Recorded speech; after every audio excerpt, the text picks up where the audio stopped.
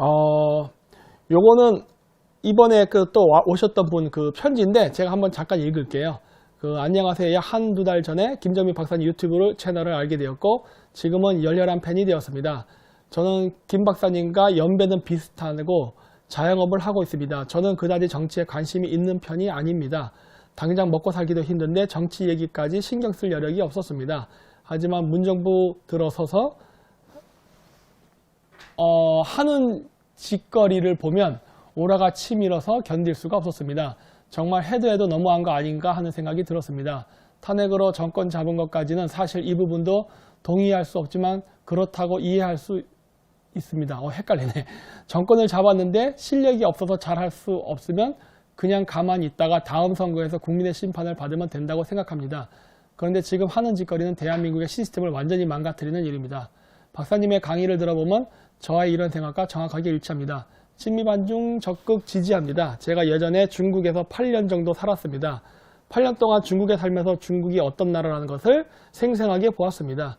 중국 공산당은 국가라기보다 깡패 양아치 집단에 더 가깝습니다. 이런 나라가 국제 패권을 쥐게 되면 어떤 일이 일어날지 상상만 해도 끔찍합니다. 어쨌든 김 박사님의 강의를 많은 사람들이 보고 깨어났으면 하는 바람입니다. 저는 박사님의 페이스북인지 네이버 뉴스인지 잘 기억이 안 나지만 땡땡땡 뭐라고 써 있는데 어쨌든 이분은 그 중국에서 계셨던 분이에요.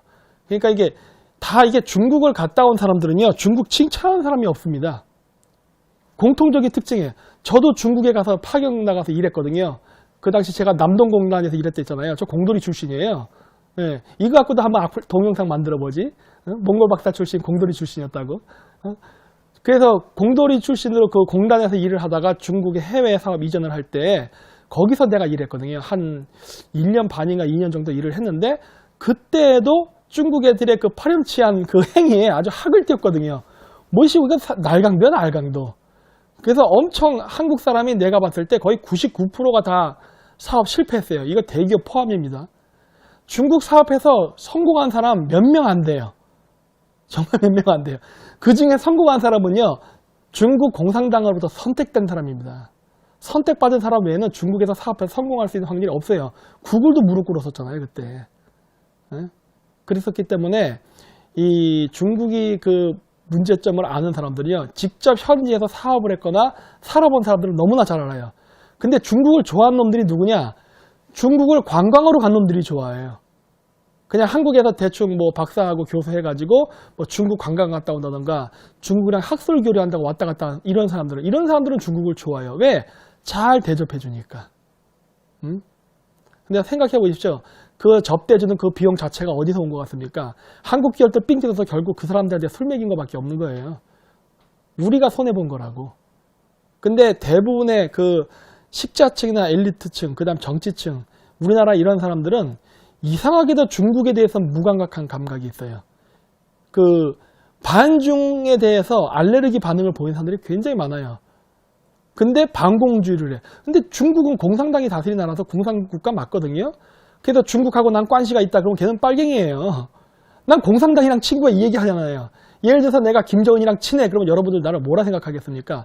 빨갱이지. 근데 내가 시진핑이랑 친해. 그러면 어떻게 해요? 오, 저 사람 인맥 대단하다.